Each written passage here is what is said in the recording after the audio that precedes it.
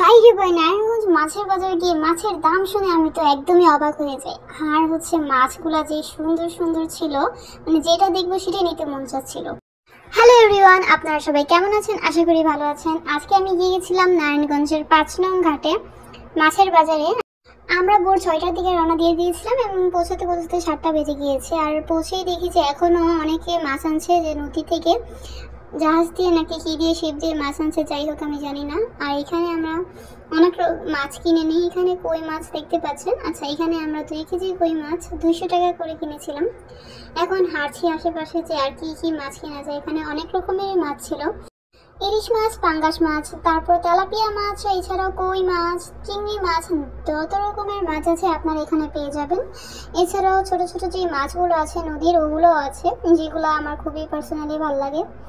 আর এখানে আমার থেকে একটা রুই মাছ কেনার ছিল। আমরা রুই মাছ দেখতেছিলাম যে কোথায় ভালো হবে। আর এখানে আছে যে এক এক জায়গায় এক রকম প্রাইস, মানে এত মাছ এখানে যে রাস্তায় ফাল ছিল। এখানে আমি ফার্স্ট টাইম মাছের বাজারে যাই, তাই আমার এক্সপিরিয়েন্সটা ছিল খুবই অসাধারণ।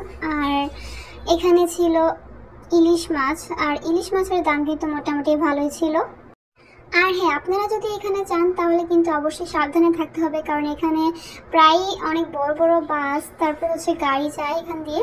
তো একদম ফাইট করে দাঁড়িয়েছিলাম, মানে মনে হচ্ছিল যে কখন আমাদের উপর দিয়ে চলে যায়। আর এখানে আমি কই মাছ কিনে নিয়েছিলাম, আর এখানে 2 কেজি কই মাছ নিয়েছিল 200 টাকা। এইখানকার সব মাছগুলো ছিল একদম তাজা, একদম ফ্রেশ। আর এখন আমরা কিনে নিব পাঙ্গাস মাছ। মাছগুলো যেভাবে লাফাচ্ছিল একদম দেখেই মনে হচ্ছে একদম তাজা। তো এরপর আমরা এখান থেকে একটা পাঙ্গাস মাছ কিনে নিই, বড় সাইজের। এরপর আমরা আবারও ঘুরতে থাকি, দেখা যাক কি মাছ ভালো লাগে। এখানে ছিল শিং মাছ, তারপর নানান রকমের ছোট ছোট মাছ, শুটকি মাছও ছিল, যে লটকা শুটকি যে মাছটা আমরা খাই ওই মাছটাও ছিল, মানে মাছের মতো। এইখানে সকালবেলা এসে আমি ভাবছি তো মানে বাজারে মেবি লোকই থাকবে না, কিন্তু মানে এত মানুষ। এগুলো রুই মাছ। আমরা রুই মাছও কিনে নিয়েছিলাম দুইটা মেবি 3000 টাকা নিয়েছিল, আমার ঠিক মনে পড়তেছে না। আর এইগুলো ছিল, এগুলো কি মাছ আমি জানি না, মানে আমি ফার্স্ট টাইম বাজারে গিয়েছি আর আমি সব রকমের মাছ চিনি না আর কি। আর এর পাশে যে একটা বড় কেমন জানি মাছ আছে, মানে এটা কি মাছ আপনারা কি জানেন একটু কমেন্টে জানান, আমাকে একটু বলেন, আমি জানি না।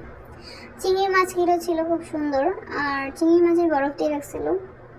আর এগুলো কি মাছ আই ডোন্ট নো। আর এখানে মাছ কাটার সাথে সাথে মাছের কাটিয়ে নিয়ে যাওয়ার ব্যবস্থা আছে।